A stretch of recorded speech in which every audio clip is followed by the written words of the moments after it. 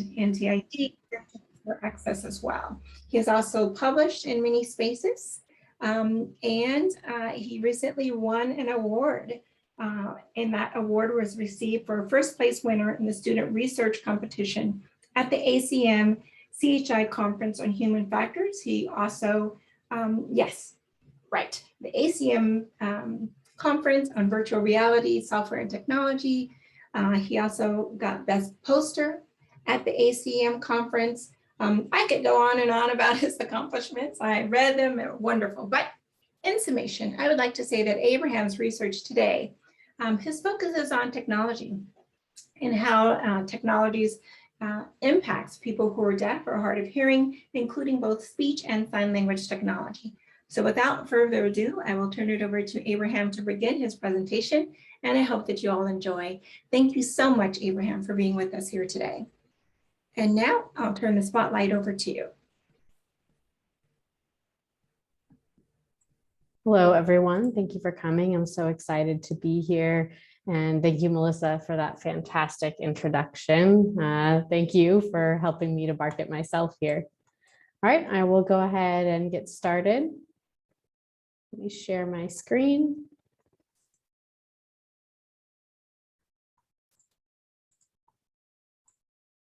Okay, I want to give everyone a little bit of time to get their Zoom settings set, including myself.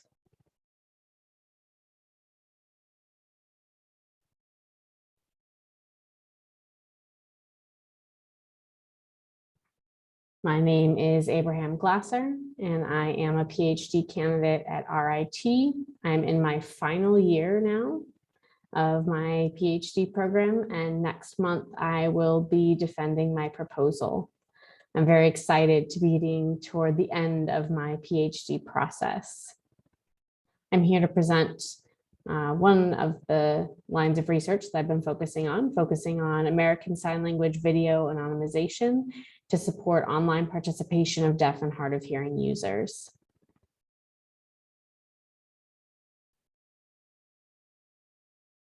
You can see the motivation behind this project.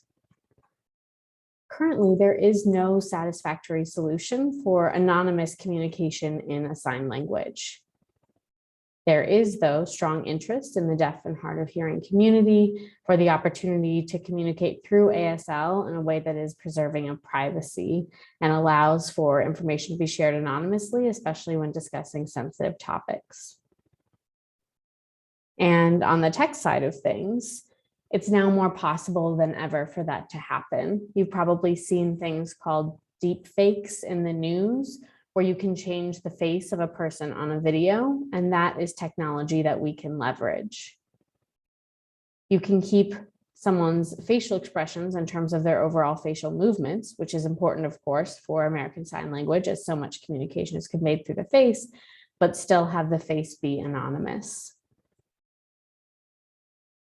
So there are two goals here. One is to be able to understand deaf and hard of hearing users' interest in and impressions of face transformation technology and recognizing how it's been or could impact the community. And then on the tech side, we are working to guide the development of this technology so that we're able to make sure that it is informed by ASL users who understand the importance of natural movement using signs and facial expression. And so we are engaging with the deaf community in this effort. There was very little prior work before this project looking at ASL anonymization. There was one project that started to look at the ways that we could do writing in ASL, but there is no standard written system for American Sign Language or other sign languages, at least not yet. There are ASL avatar technologies that I'm sure you have seen from previous CREST network presentations. The avatar technologies that exist are improving. We can see that they look more natural. But in terms of content creation and allowing people to use avatars at home, we haven't gotten there yet as a field. The current tools have not been sufficient for non-expert ASL animators to create anonymous videos in ASL.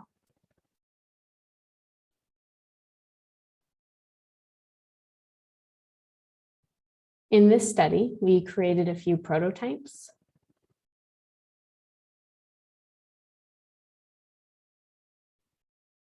The first prototype you can see here, we called this prototype with torso. You can see in the top video, in that top screen, you see the original video, and in the video below, you can see that the face was changed. The hair is slightly different, the face is slightly different, but the torso, including the arms and the background, remains the same from the original video. The second prototype we created was without torso. And you can see in the lower image of the example that there is no torso. The background also is hidden as well. The forearms and the hands are kept, and the face is again swapped as well. In our third prototype, we used a tiger face. The reason why we chose this specific example is because in the 2010s, we saw other filters that were created, other apps that allowed for filters where you could make your face into an animal or other character. This tiger face, though, has no ability to move its face and consequently does not represent any natural human facial expression. We expected not to have the best result from the third prototype, but we needed a baseline to be able to compare prior work to our current work.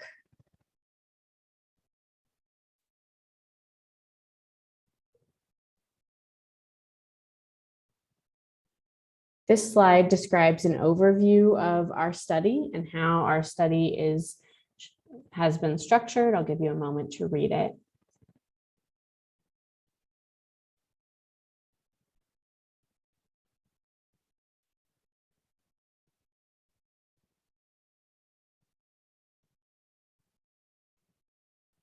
The study has 3 phases.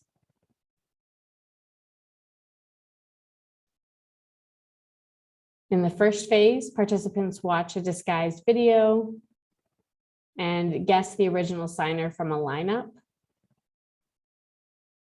They're asked to evaluate how well the videos were disguised, or the signers in the videos were disguised. So this gave participants a sense of the prototypes and allowed us to evaluate how well the anonymity features were working. In the second phase, we showed participants original and disguised videos. And we had them look at different variations across ages and hair colors, and we'll talk more about that moving forward. And after participants watched these videos, we asked them questions.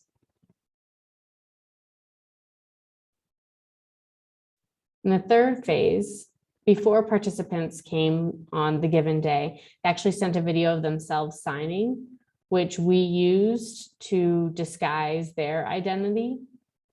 And so we showed them essentially when using this technology and had a conversation with them about when they might use this technology, what potential concerns they had with the technology, et cetera.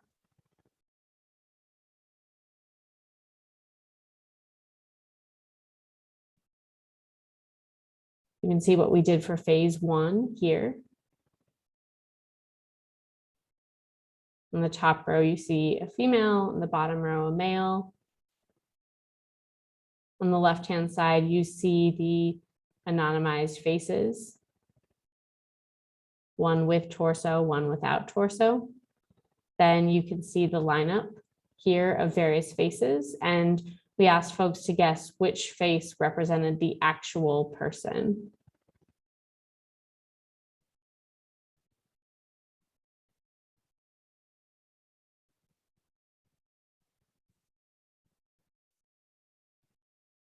I hope everyone's guessed. Now I'm going to show you the real answers.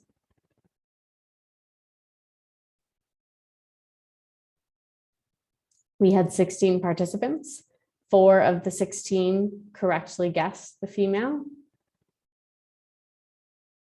Now for the male, 9 out of 16 correctly guessed the male.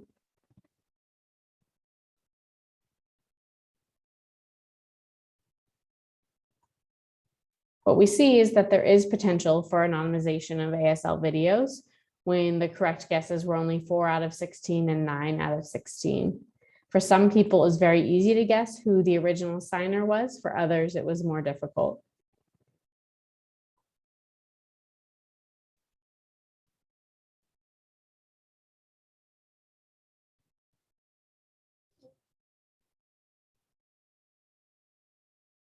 In phase 2, we showed original videos of males and females. We showed also 16 different modifications of the original video. So there were a total of 34 because there were 17 male and 17 female. So we looked at the original and had our study participants compare it to 16 other variations. The variations were made, like I mentioned before, they were made to adjust the participants or made to adjust the avatar or the face's age, the original video's hair, changing it to an artificial color, say green or blue, also changing it to a natural color, either lighter or darker. We showed the video modified to have no torso, then to have a torso. We also used the tiger face as well on yet another one of the prototypes. Then we talked about potential bias or confounding factors as well. We made sure to balance that out for participants. So we didn't show all participants all of these variations in the same order, for example.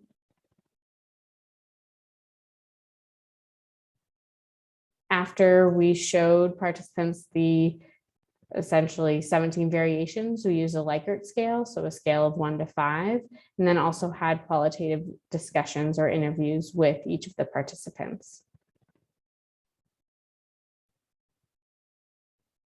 So you can see the answers to our Likert scale questions. You can see responses to 3 questions. So the first statement that was evaluated on the Likert scale was, this video was completely understandable. What you see to the right on your screen is strongly agree. What you see to the left is strongly disagree. And you can see the 3 prototypes being compared with torso, without torso, and tiger face. With torso was the farthest right. The argument that it was completely understandable.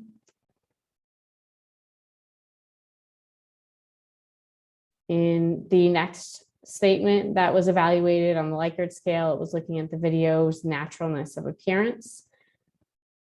So having someone watch it and feel like it was a real world person, because clearly these videos had been modified in some way and may not look completely natural.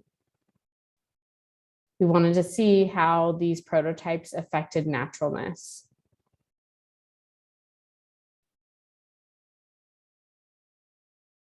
So you can see how that was evaluated here.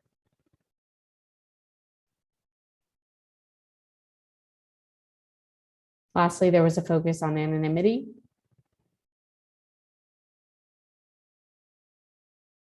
This again wasn't focused on understandability or naturalness, but just how anonymous the signer then looked.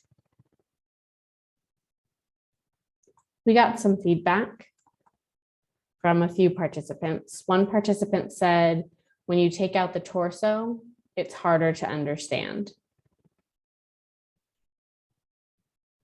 Another participant said that the tiger face did not bring the same amount of information and facial expressions were lost in that video. As you saw with the tiger face, you could not see a person's facial expression. You could see their hands, but you couldn't get any emotional or grammatical information from the face.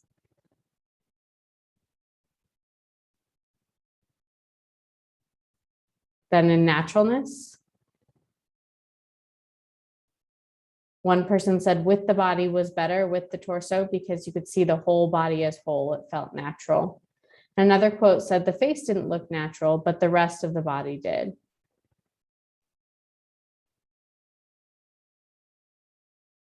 So with torso looked the most natural.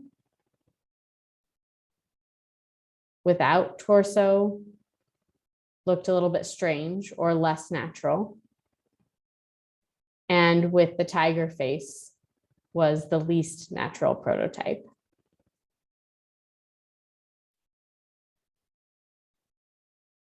Now, in talking about anonymity,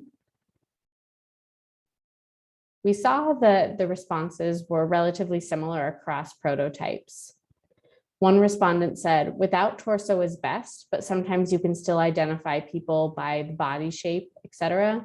But without seeing the body, it is difficult to guess, despite the fact that it also might make them harder to understand or less natural. So this represents the trade-off. Removing the torso can allow for increased anonymity, but reduces naturalness and potentially understanding as well. So in phase 3, we showed participants videos of themselves signing in these prototypes. We had 6 different with torso variations, adjusting age and hair color, 6 without torso variations, and 1 tiger face variation. We had conversations, essentially open-ended interviews with all of the participants about these. This was to get us more qualitative data and analysis.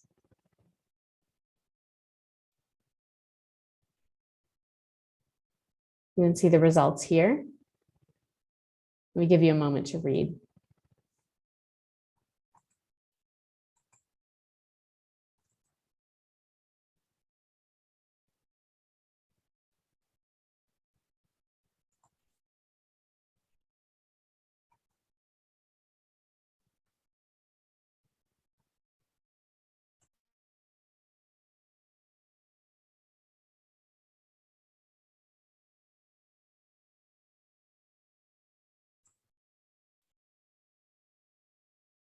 What we found in terms of preferences was that a close match to their own traits was preferred, meaning their age, their hair, their skin color. Our prototypes were limited in terms of the variety that we could offer in terms of making the artificial faces. So there were times where facial features really did not look like the participants. Some participants appreciated that and wanted to look different because it increased anonymity. For other people, it felt like it didn't make sense because it didn't look enough like them. Some participants said that a change in hair or age might be useful depending on the usage of the video.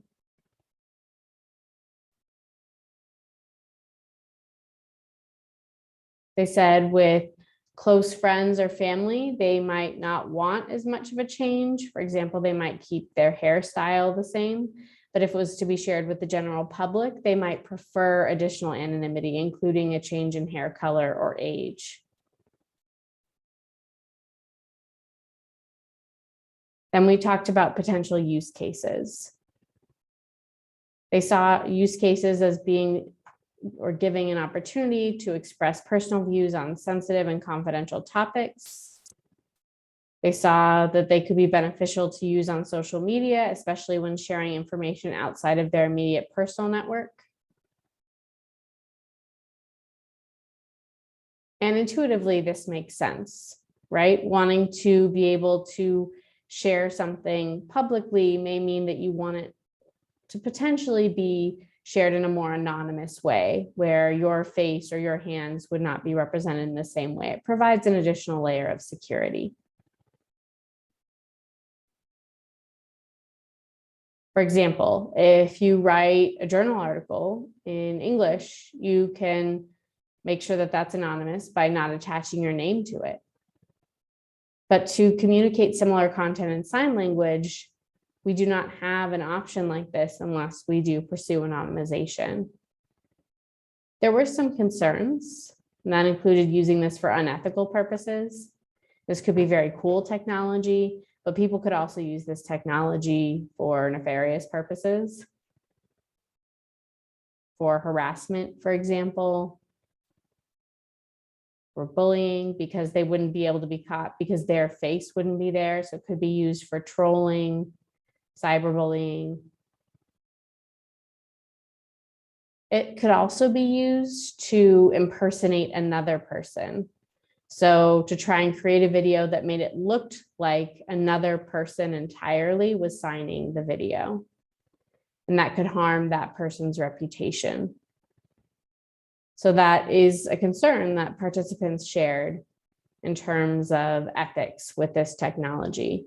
If anyone has access to this technology, it can be used for lots of purposes. And we know anytime we have new technology, people use it for reasons that are less than positive.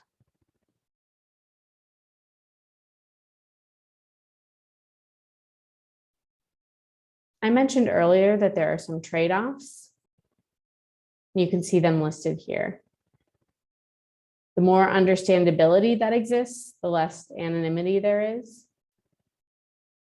The more natural the video looks, the more realistic it looks. Generally, the less anonymous it is able to be. And then you can have both understandability and naturalness align. And we see that there can be some connection there, but generally there are trade-offs. And this is some good guidance for the people developing this technology who may want to remove a torso or remove forearms or change a face. It does decrease understandability and makes the videos look less natural. So it's important to find a balance.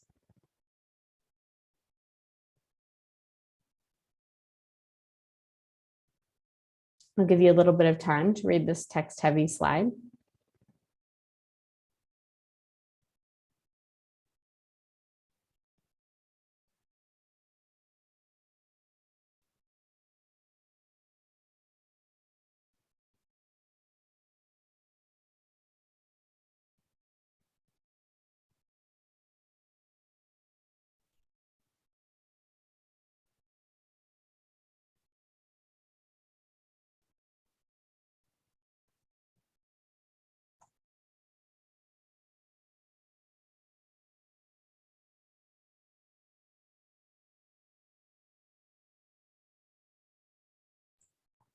So ideally, there would be opportunities to allow for different features to be adjusted in different contexts.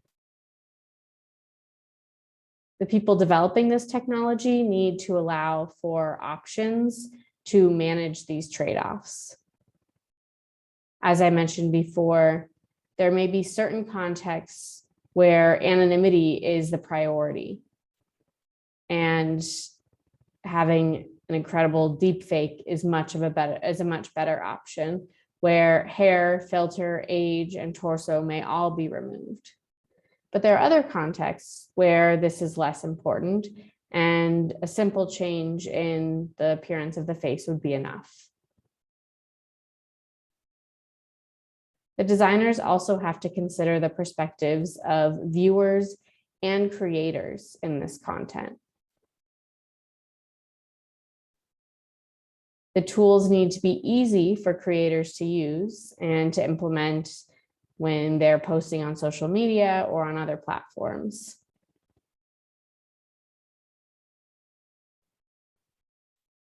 And again, easy enough and allowing for various options to be used and implemented in different contexts based on specific factors and rationales for the use in that specific video.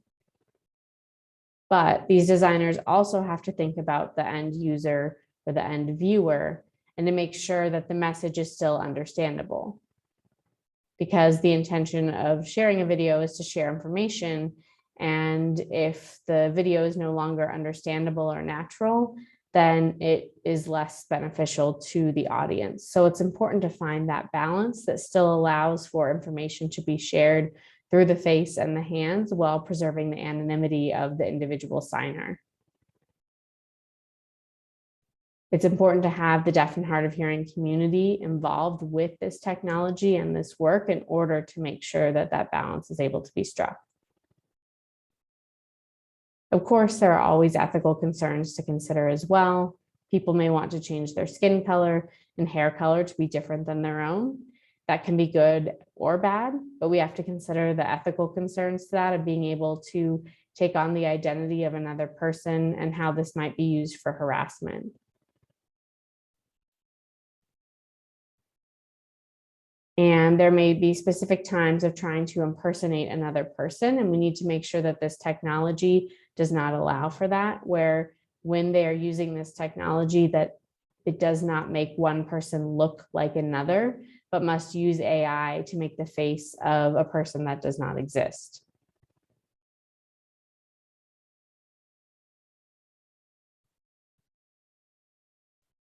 But it may happen that even with the use of AI technology, a face will look very much like a person in the community, and that person's reputation could be harmed by it. We must balance that out.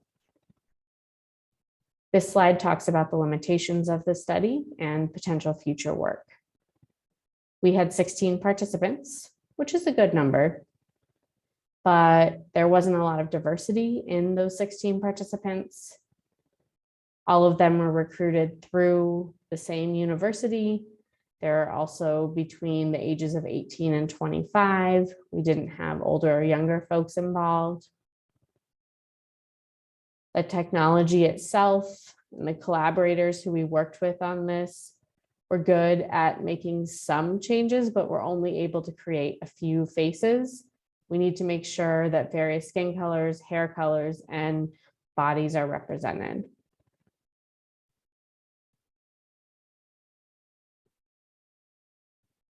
In this study, we engaged with members of the deaf community, but for the most part, we just showed them videos and asked for feedback. We haven't posted this online or shared this with the general public yet and talked about its application.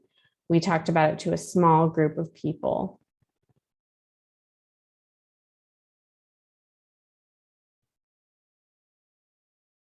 We also talked about the importance of being able to customize these prototypes, and the more customization that's available, potentially the better, because we want to make sure that customers who have various appearances are able to use these features and these prototypes the way that they want to.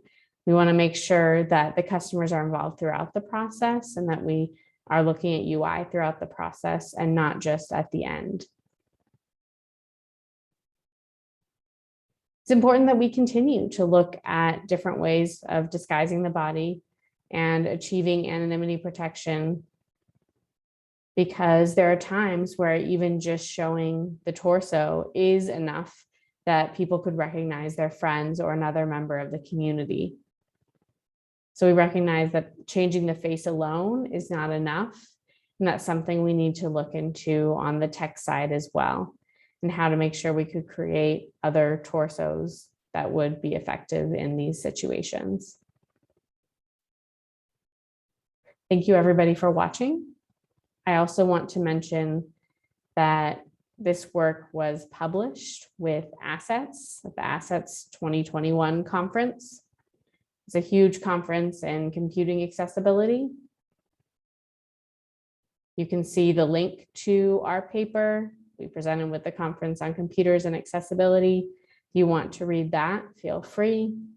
You can see the co-authors who were listed here who helped to create the prototypes and do the analysis and evaluation. It was a team of 7. You can see everyone's names and photos listed here. And I think that's it. Thank you for watching. And I think it's now time to open up for Q&A.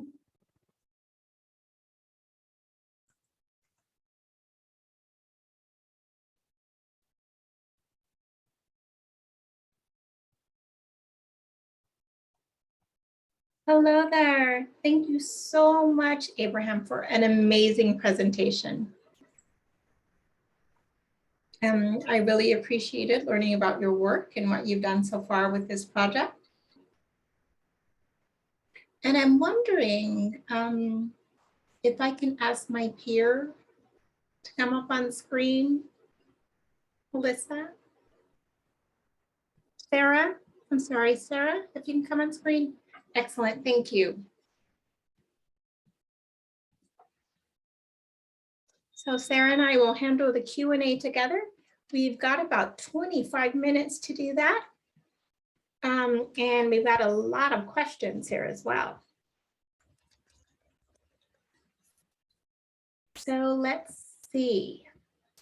I'll go ahead and start with the first question. And this first question is from Jordan Stark. And he has asked, is there any data that uses BIPOCs to understand how the technologies or understand how the tools may include some bias? Can you expand on that? Perhaps if you're considering that topic, or if you've considered that topic thus far. Sure. Thank you, Jordan, for that wonderful question. Our collaborator from Rutgers University, they actually helped us to create the prototype. I was not involved in the technology development, and I believe that they used their state-of-the-art machine learning and facial processing technology. But in terms of where they got the data from, I'm not sure.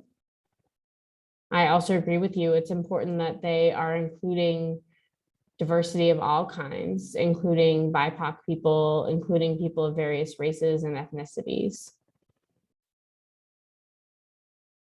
In our prototype, I believe that we had white folks, Asian, and we didn't have any BIPOC facial change options.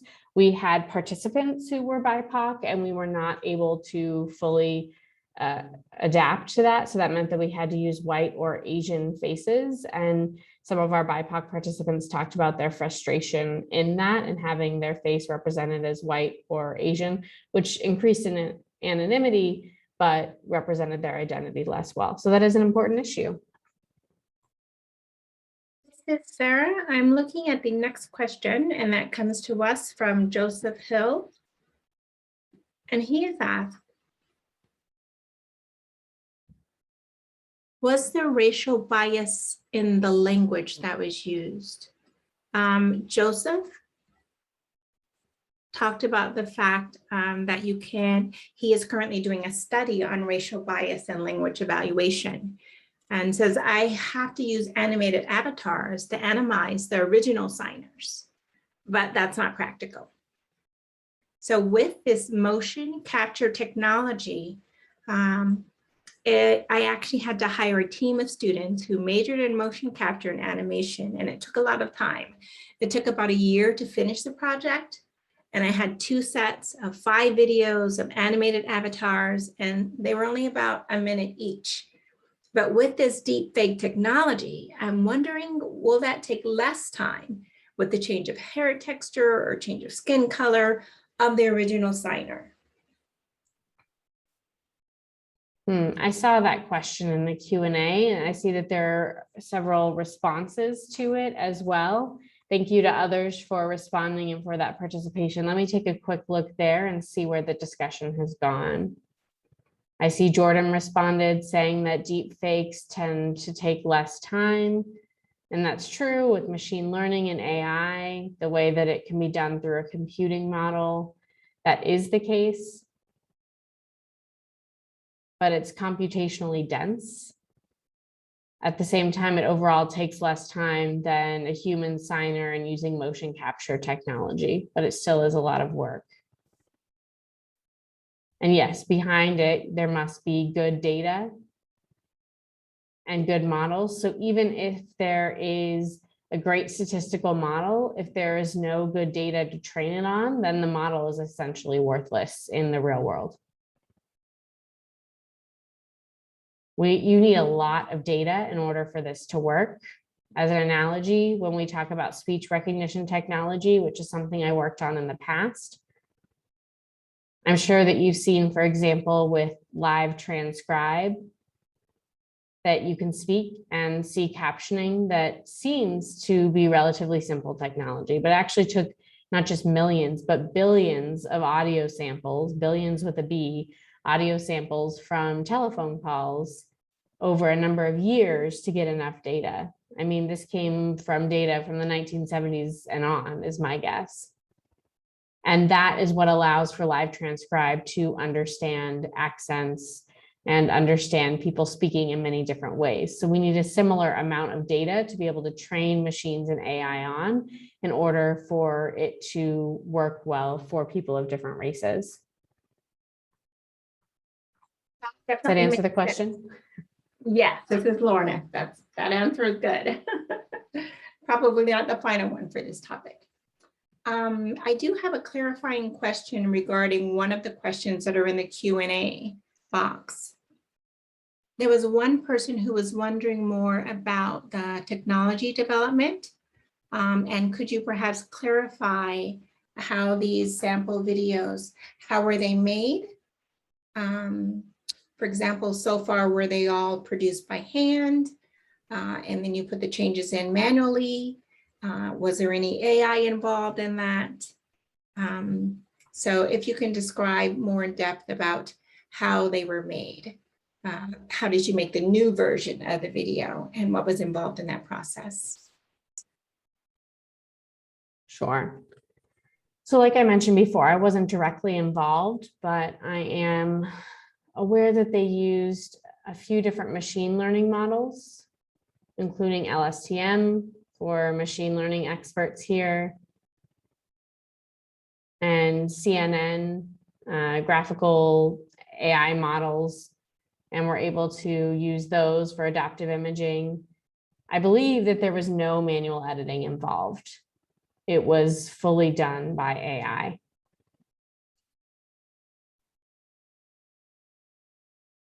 In the slides, I again have a link to our paper. And in the paper, we cited the different technologies that were involved. So maybe after the CREST talk, you all can receive a copy of my slides, and that will include the link to the paper so that you can read that and see for yourself. Excellent, thank you. This is Lorna. This is Sarah. I also see a question here from Athena Willis. And her question is, did you manipulate the movements of the signers in any way as part of the anonymization process? No, simple answer, no. We took the original video and we had AI do that. They did not touch the hands or the forearms at all, although maybe slightly, because when we removed the torso, it meant that we removed all images at the torso. So if the signs went in front of the torso, there may have been times where the fingers weren't seen as well. We see that on Zoom when people use the virtual background sometimes, where it will cut off people's hands when their hands are not directly in front of their body. But yes, we did ask participants about understandability and naturalness of each of the videos, and that was included in our evaluation. Thank you. This is Lorna. I want to pause for the audience and see if anyone wants to come on screen and present their question themselves. Just put something in the chat box to let me know, and then we'll promote you to a panelist so that you're able to do that. So please do put a note in the chat if you would prefer to ask your question yourself. That's fine. All right. And now we have another question here in the Q&A box. This question comes from Ben. And he says, I'm interested in your future work for this technology.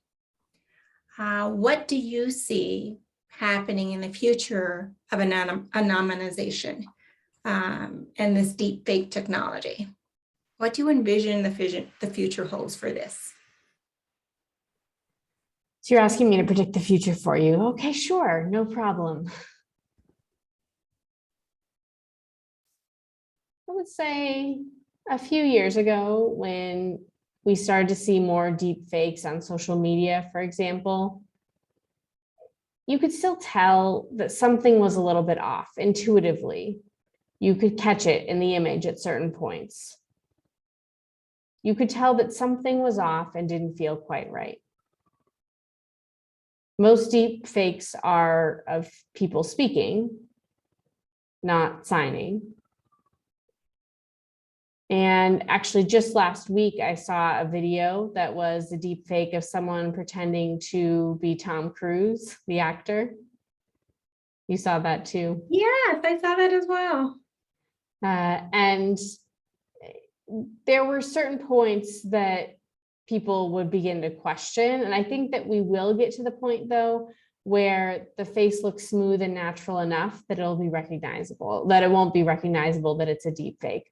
With sign language, I think it's going to take longer. Part of that reason is because signs can physically touch or block the face at some point.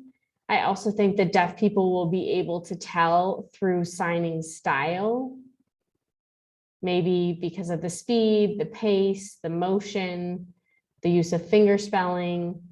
They'll also be able to identify someone regionally based on the signs they use or the way they sign, and body shape, right? The deaf world is small. We're very interconnected, meaning deaf people are much more likely to recognize another person, even without seeing their face. But we'll see. Thank you for predicting the future. This is Sarah. So we have another question here.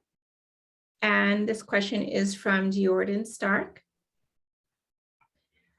And the question is, what does anonymization mean in this context? Because it feels like very broad strokes. So I'm wondering if we can define levels of anonymization that would be acceptable. Maybe changing the ASL accent, dropping non-manual NMS and NME, changing the lighting, changing the speed of the signing, the blurring, changing skin, changing their skin tone, etc. Good question. The only correlation that we see is looking at anonymity, naturalness, and understandability in the video. In the future, as technology changes, I think that the naturalness of a video will be more recognizable, but once we can get to that, then we can get to the next level. At the same time, the hot topic right now is sign language recognition, right? Being able to have machines recognize sign language. If that is the case at some point, that signs can be recognized and then translated to English, or English can be translated to ASL avatars in a way that is smooth or natural, that would be a game changer, where we would see avatar skins that are applied to humans effectively. That might be the way to really make those smoother, anonymous-like signing options. So we've got avatars, sign language recognition, and then the anonymization process. And there's a long way to go, but I think that we can get there through a combination of all three of those things. All right, thank you. Checking your time. This is Lorna. Yes, we have a lot of people in our audience today, and able to touch on some areas, have people from all over the globe, different places. So one day in the future, perhaps we will all be together in person, face to face, finally. Yes, right? depends on all of you and all of us. Yes.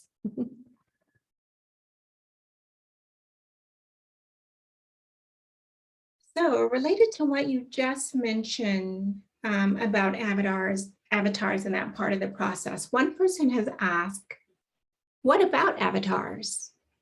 Is that the ideal anonymization or not? Is that the best way to provide that for sign language interpreters? What do you think? For sign language users? There's been a lot of research, and one of my, members of my cohort who actually just finished their PhD I was looking at speed and time of signing avatars, speed and timing. Gallaudet has been doing a lot of work with ASL avatars as well. In the future, if avatars become clearer and smoother in sign language, if there's not that same choppiness or poor transition from one sign to another, if there's the ability to make that smoother, then I think, yes, definitely avatars would be a good way to allow for anonymization, because you wouldn't be able to even try and guess what human it is if it's really just an avatar, which is 100% computer generated.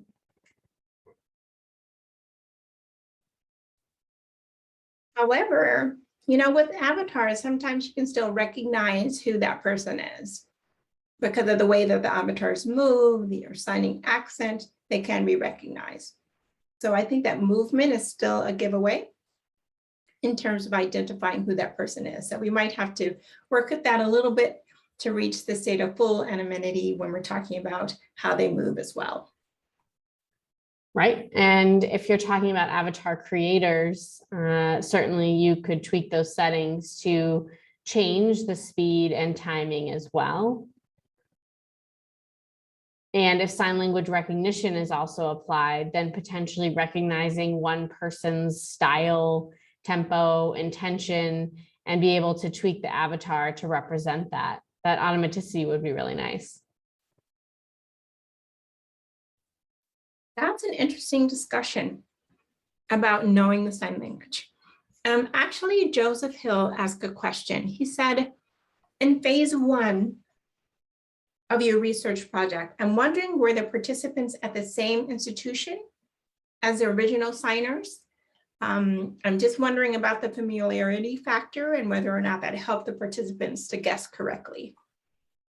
Good question. And no, the lineup, well, showed the original person who was, I think, from Boston University in their ASL database, but all of our participants were from RIT. And the 5 other faces were random faces from the internet. They were not deaf community members. All right, thank you for that. This is Sarah. Let's see, do we have another question? Yes. There's a question here from Athena. And she asks, did any of your participants have prior knowledge of the signers in your stimuli? Right. I think that's pretty similar to the question that Joseph asked. So we'll skip over that one.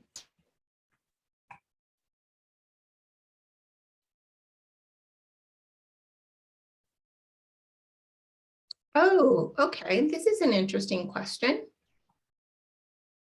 And this question comes from Jordan Stark.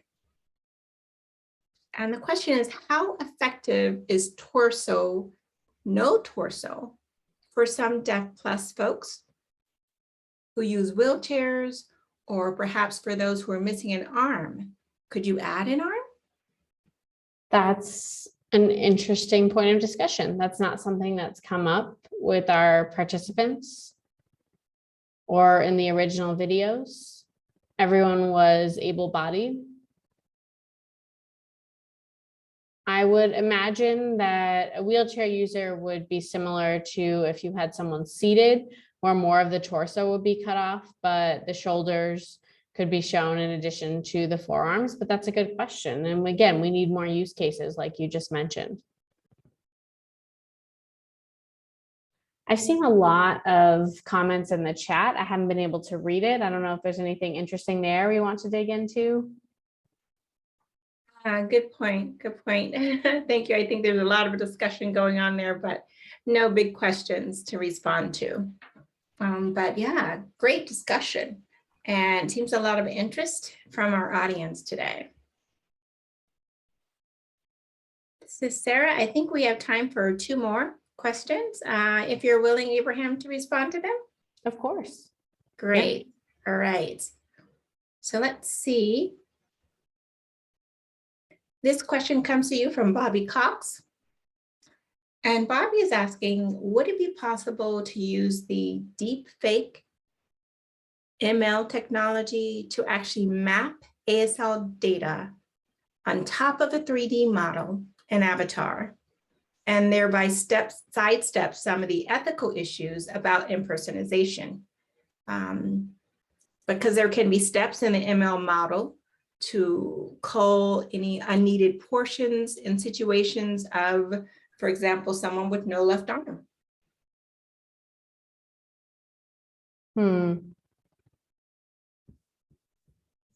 I'm just thinking about the process of filming a person, creating an avatar, and then on top of that, doing an imaging process to deep fake that. I mean, that could provide yet an extra layer of security, certainly. It's an interesting concept. Mm-hmm. Let's see, this is Lorna. I think we have a more really specific question. And that question is, for the research that we've discussed today, your research, and we talked about future possibilities, but as far as your particular project, what are some next steps for your research? Personally, I am currently doing an interview study, so qualitative study, asking people about their experience with personal assistive devices like Alexa, Google Home, and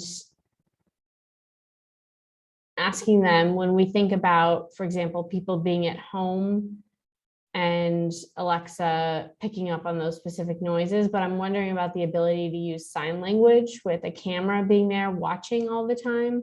And of course, wondering about the inherent privacy issues. And I'm wondering about ASL anonymization potentially helping to assuage people's fears and address their concerns.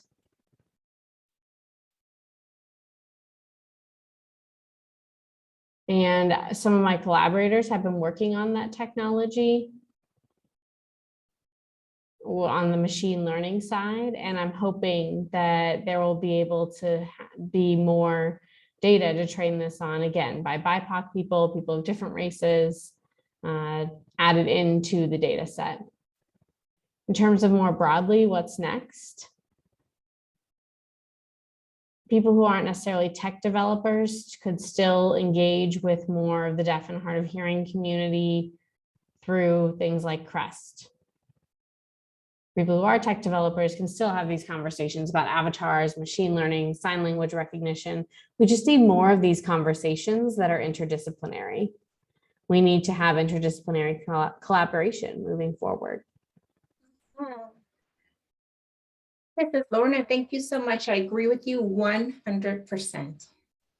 Thank you so much again, Abraham, for your presentation today. And I want to say thank you as well to our audience members, for all who showed up for CREST Talks today, engaged in the chat and this live discussion.